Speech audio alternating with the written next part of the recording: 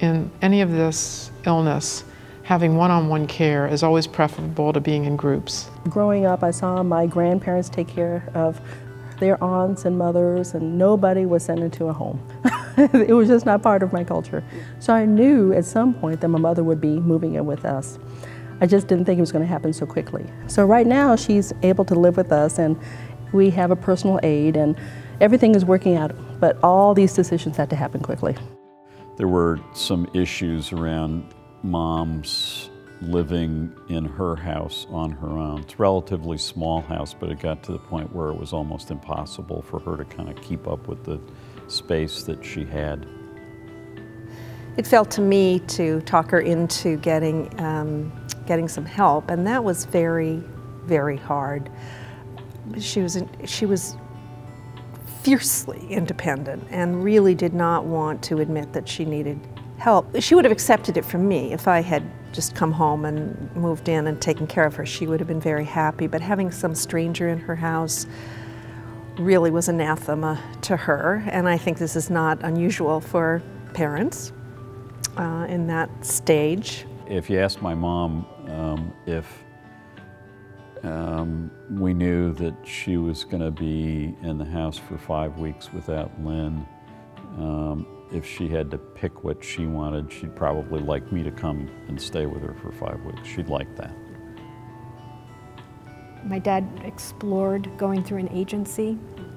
I think it left him cold, knowing that he would have to trust who these people were. And in particular, my mother would have to trust, because she would have to make herself extraordinarily vulnerable with caretakers, physically, emotionally, and otherwise. It was through the friend of the friend of the friend, that's how I found the aide. And it happened to be an agency.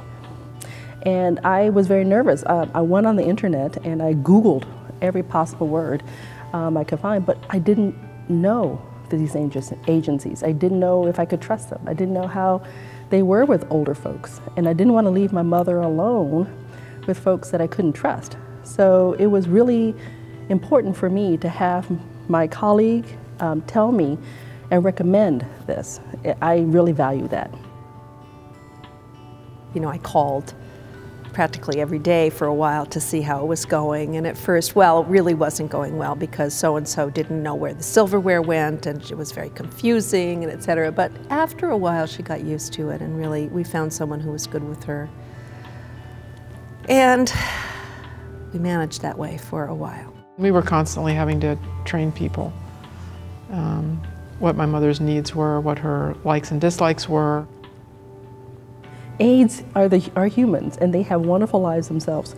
So you can't guarantee that once you find an aide for your loved one, that aide will be with you forever.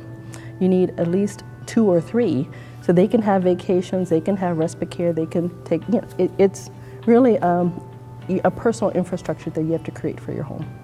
I get everything situated in the morning for the aide and my mother, so they can have all the necessary food, supplies that they need, because I can't be there because I work.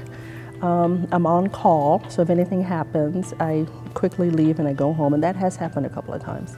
And then at night, I'm quote-unquote the aide, so I make sure that she eats and gets ready for bed and so on and so forth. So I can't, unfortunately, it's not a discrete chunk of time. I'm on the whole time.